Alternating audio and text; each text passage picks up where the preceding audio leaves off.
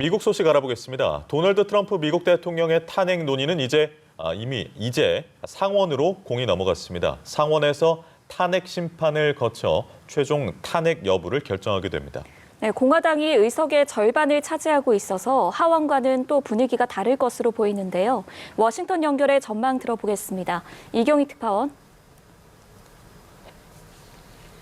네, 도널드 트럼프 미국 대통령의 탄핵안이 하원 문턱을 넘으면서 이제 공은 상원으로 넘어갔습니다. 헌법재판소가 탄핵 심판을 하는 우리나라와 달리 미국은 상원에서 심리를 진행해 최종 탄핵 여부를 판단하는데요. 상원마저 탄핵안을 가결하면 이후 별도의 공직 취임 금지 표결로까지 이어져 트럼프 대통령의 정치 생명은 사실상 끝이 나게 될 공산이 큽니다.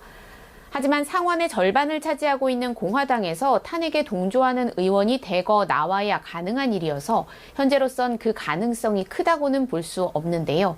상원에서는 탄핵안이 가결되려면 3분의 2의 찬성이 필요해서 공화당에서 최소 17명, 3분의 1이 반란표를 던져야 가능합니다. 지난 2019년 우크라이나 스캔들로 첫 탄핵안이 발의됐을 당시에는 공화당에서 트럼프 대통령과 앙숙인 밋 롬니 의원 1명만이 찬성표를 던진 바 있습니다.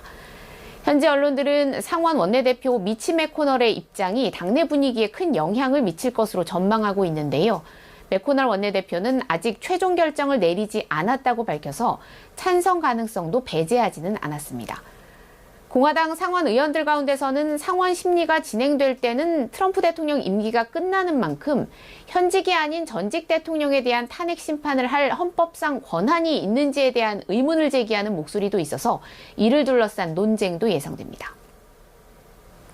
네, 이제 조 바이든 당선인의 취임식이 엿새 앞으로 다가왔는데요. 취임식 때마다 대규모 인파가 몰렸던 워싱턴 DC의 최대 명소인 내셔널몰이 전면 폐쇄됐다고요.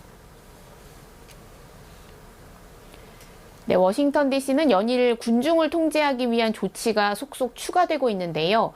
취임식 당일 워싱턴 DC 명소 내셔널몰이 전면 폐쇄될 예정입니다. 내셔널몰은 백악관 인근 링컨 기념관과 워싱턴 기념탑, 의회 의사당까지 이어지는 워싱턴 DC 명소로 특히 대통령 취임식에는 전국에서 모여든 인파로 가득 차는 곳입니다. 테러 등 혹시 모를 사태를 우려해 취해지는 조치인데요. 조 바이든 대통령 당선인의 이동 계획도 수정됐습니다. 의원, 부통령 시절에 그랬듯 이번에도 당초 자택이 있는 델라웨어 윌밍턴에서 기차를 이용해 워싱턴 DC로 이동할 계획을 세웠지만 안보상의 위험을 우려해 다른 방식으로 이동하기로 했습니다. 한편 바이든 취임준비위원회는 취임식 당일 미국의 유명 가수 레이디 가가가 국가를 부르고 배우 제니퍼 로페즈가 퍼포먼스를 선보일 예정이라고 밝혔습니다. 지금까지 워싱턴에서 전해드렸습니다.